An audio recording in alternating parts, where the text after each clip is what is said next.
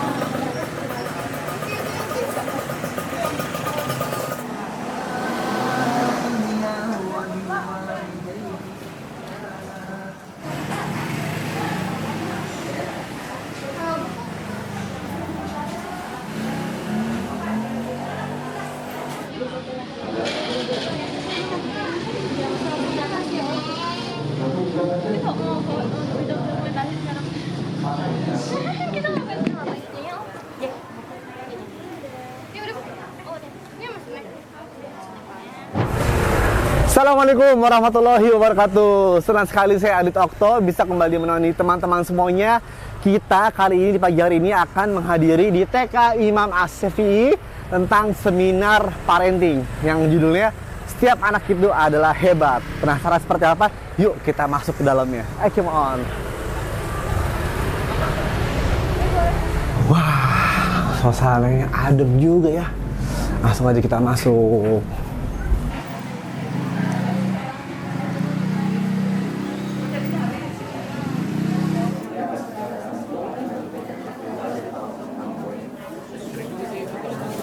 Setiap anak terlahir berbakat dan tumbuh. Tidak ada anak nakal, tidak ada anak yang malas belajar. Beliau juga praktisi pendidikan formal sejak 1989 hingga saat ini. Ya ayyuhalladzina amanu taqullaha haqqa tuqatih wa la tamutunna illa wa antum muslimun. Yang saya hormati Ustaz Asatidz pengurus yayasan, asatidz para pengajar dan asatidzah dan para ustadzah yang ada di rumah Tafid dan lembaga lain yang ada di bawah Yayasan Ibnu Umar yang ada di Depok. Tidaklah aku menciptakan jin dan manusia kecuali untuk beribadah kepadaku. Tanpa kecuali gak ada orang tua yang tidak ingin anaknya soleh-solehah, itu gak ada, apapun keadaan orang tuanya. Tapi kalau sudah ada pertanyaan ini, ya, apakah soleh-solehah saja sudah cukup? Ini jawabannya bermacam-macam. Ada yang mengatakan cukup karena rezeki sudah dijamin oleh Allah Subhanahu wa taala. Maka kertas kosong itu sejatinya menuntun anak untuk mengikuti kehendak pendidik, sedangkan fitrah itu menuntun anak untuk mendampingi kehendak anak. Nah, fitrah itu apa saja? Yang pertama, setiap anak lahir itu memiliki karakter iman. Setiap anak lahir beriman. Yang kedua, setiap anak lahir itu pembelajar. Yang ketiga, setiap anak lahir itu berbakat. Dan yang keempat, setiap anak lahir itu berkembang atau tumbuh. Ini bawaan dari lahir dan setiap anak memiliki. Nah, kemudian bagaimana menumbuhkan empat ini? Yaitu tumbuhkan karakter iman dan bakat. Karakter iman itu mendukung menjadi soleh, karakter bakat mendukung menjadi muslih. Dan penumbuhannya itu diselaraskan dengan karakter perkembangan anak. Nah, inilah konsep pendidikan karakter nabawiyah. Maka setiap anak lahir itu beriman. Kalau kita merumuskan tujuan pendidikan didasarkan pada tujuan Allah menciptakan manusia, ya, dan itu harus, nggak boleh tidak, maka sejatinya pendidikan itu dasarnya ya dua, yaitu pendidikan berbasis akhlak dan bakat. Sebenarnya tidak ada anak yang tidak mencintai sholat. Terus kenapa kok ada anak yang gak suka sholat? Itu orang tuanya, ya. Setiap anak itu mencintai Allah, suka dengan kebaikan. Tapi kenapa ada anak gak suka dengan kebaikan? Kenapa demikian? fa'abawahu, kedua orang tuanya. Itu. Jangan kita berprasangka bahwa kalau anak tidak dikandang, dikekang, pasti akan berbuat keburukan. Itu menyalahi makna fitrah. Setiap anak lahir dalam keadaan memiliki karakter belajar. Ini menunjukkan bahwa tidak ada anak malas belajar. Semua anak adalah pembelajar yang sangat tangguh. Nah teman-teman, buat seluruh warga Indonesia, khususnya buat warga Jabodetabek, tadi kita sudah mendengar dan menyaksikan parenting dari Ustadz Abdul Khalik mengenai semua anak itu adalah hebat. Ustadz, tapi saya masih penasaran Ustadz, saya banyak mendengar kabar-kabar warga, apalagi netizen nih, yang melihat bahwa kasus-kasus bullying ini pada merebak di masyarakat Ustadz. Ada yang dibullying, tapi orang tuanya nggak terima, akhirnya melapor ke polisi. Nah, itu akhirnya gimana Ustadz? Kadang-kadang tapi di zaman saya sekolah nih Ustadz, itu yang ada kan saya misalkan dipukul penggaris Ustadz, tapi saya terima. Nah tapi di zaman sekarang kenapa kebalikan, ketika si anak itu dipukul sama gurunya, malah orang tua siswa itu melaporkan ke polisi, wah anak saya kenapa nih dipukul, anak saya kenapa digini. Nah menurut pendapat atau praktisi nih, antum sebagai parenting gimana Ustadz? Silakan Ustadz. Ya, jadi kalau bullying itu terjadi di antara anak-anak, ya, kemudian kita batasi bahwa anak itu adalah, kalau menurut syariat agama Islam adalah usia belum balik, usia mereka itu belum dicatat dosa-dosanya, usia mereka belum punya tanggung jawab, ya, belum memiliki beban syariat, itu belum punya. Maka kalau terjadi antara anak-anak, maka kita harus memaklumi bahwa itu sebenarnya adalah belajar mereka sebenarnya, ya, belajar mereka, bukan sesuatu yang boleh dikatakan itu sesuatu yang negatif sebenarnya. Tapi kalau kita mau pandang bahwa itulah anak-anak dalam mereka belajar, kita hanya mendampingi mereka. Tapi kalau itu terjadi untuk usia yang sudah balik, sudah dewasa, maka kejadian itu sudah masuk kepada kemungkaran, dan itu harus dicegah. Ya, jadi tapi bagi anak-anak, namanya anak itu setiap anak hebat. Kulli mauludin yuladu alal fitrah, bahwa setiap anak itu lahir fitrah. Fitrah itu condong kepada kebaikan, ya. Maka sejatinya itu nggak ada anak nakal sebenarnya.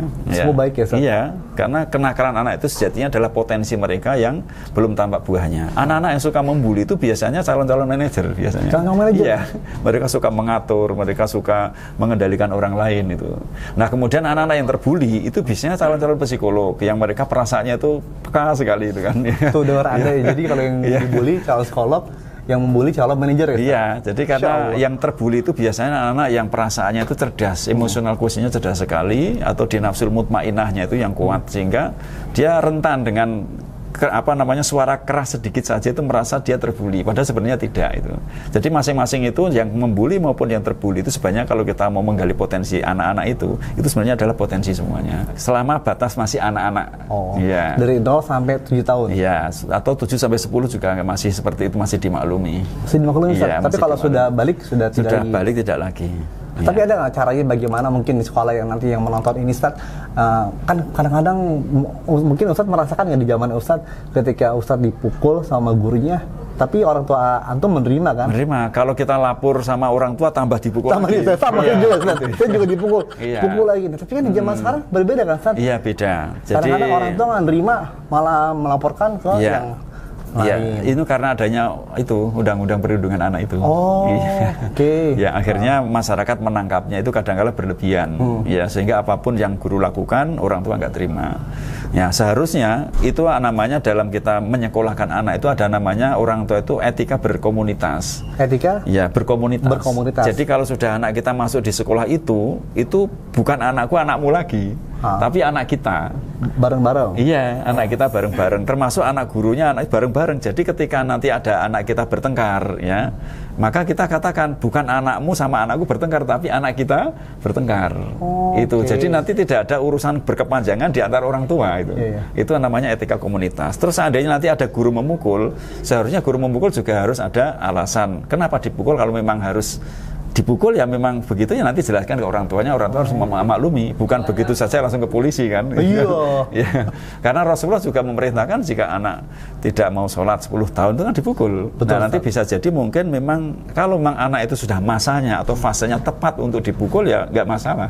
Kalau memang dengan pukulan itu menjadikan anak lebih baik. Tapi kalau memang anak masanya memang belum waktunya dipukul, ya mungkin karakter keimanannya belum tumbuh, kesadarannya belum tumbuh, kalau dipukul menjadi parah kan. Maka itu harus nggak dilakukan oleh guru. Nah makanya memang etika berkomunikasi itu perlu kita jaga. Jika jangan sampai sedikit lapor Iya, itu, betul ya. Ustaz. Iya. Apa harapan antum buat warga Indonesia yang menonton acara ini Ustadz, sehingga nanti yang tadi kita bahas temanya semua anak itu adalah hebat. Harapan pribadi antum sendiri gimana Ustadz? Silakan. Ya, harapan kami bahwa marilah kita ubah pola pandang kita yang awalnya selalu kita memandang ada anak nakal, ada anak begini, anak begitu. Mari kita ubah bahwa sejatinya semua anak hebat itu, apapun yang dilakukan oleh anak kita itu sejatinya adalah potensi yang belum tampak buahnya. Ya, jadi mereka melakukan misal suka coret-coret, misal itu padahal bahwa mereka itu nanti akan jadi desainer, jadi arsitek. Atau mungkin ada anak yang ngomong terus cerewetnya luar biasa sampai berisik MC, ya? jadi MC. kayak konten kreator ini ya. Jadi MC, kemudian jadi hal-hal yang berkaitan dengan menjelaskan dengan lisan. Jadi mari kita ubah pola pikir bahwa sejatinya Allah itu tidak pernah menciptakan produk gagal. Betul. Ya, maka anak-anak kita semuanya hebat.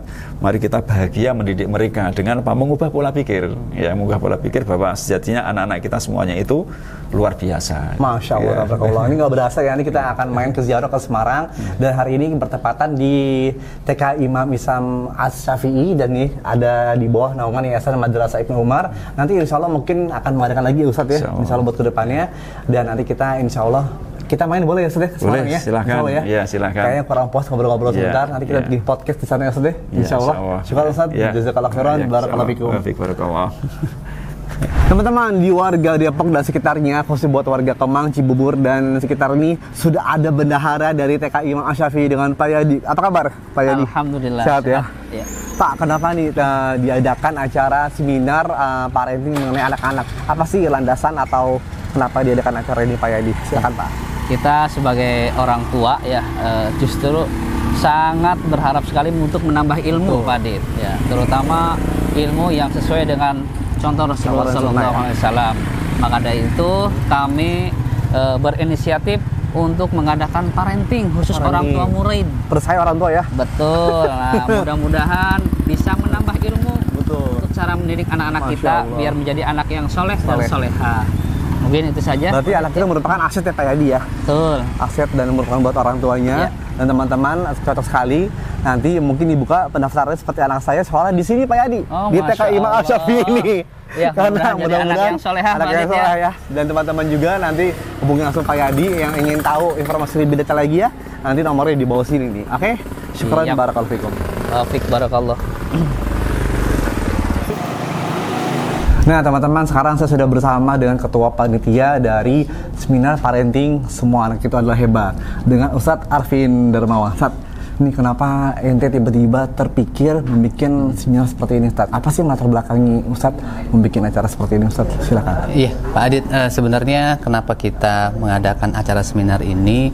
Karena kita melihat sebenarnya setiap anak itu punya potensi masing-masing. Betul. Setiap anak itu punya bakat. Nggak ada anak itu yang terbelakang. Betul. Pak Adit. Maka di sisi kekurangannya pasti ada kelebihannya. Nah itu nanti akan kita bahas di hari ini Pak Adit. Betul. Dan nanti katanya ada lagi ya, insya Allah rencana ya. Insya Allah mudah-mudahan kita berdoa mudah-mudahan ada lagi. Tapi harapan ente sendiri buat kedepannya gimana Ustadz, buat mungkin yang tadi ente lihat seperti ya mungkin anak zaman sekarang kan yang tadi saya tanya banyak yang dibully atau mungkin yang banyak yang orang tuanya menyalahkan anaknya atau mungkin gurunya disalahkan sama orang tuanya. Mungkin harapan Ustadz Arvin sendiri gimana buat kedepannya? Iya, harapan saya sebenarnya untuk dari peserta sendiri, dari orang tua bisa ada sedikit bayangan tentang ilmu parenting ini, sehingga mereka juga bisa tahu tentang bagaimana cara penanganan anaknya seperti apa, dan juga mudah-mudahan pendidikan kita jadi lebih baik ke depannya seperti itu Pak Adit. Masya Allah. Jadi saksikan terus, nanti insya Allah kita akan mungkin di akhir tahun ini ya. Insya Allah. Di akhir tahun kita bikin lagi ada seminar parenting. Mungkin judul diganti ya? Iya. Bukan semua itu anak-anak, semua itu mempunyai bakat ya. Iya. Oke, saksikan terus ya bersama Ustadz Arvin dan Adit Okto di Adit Okto Channel. Barakallahu fikum.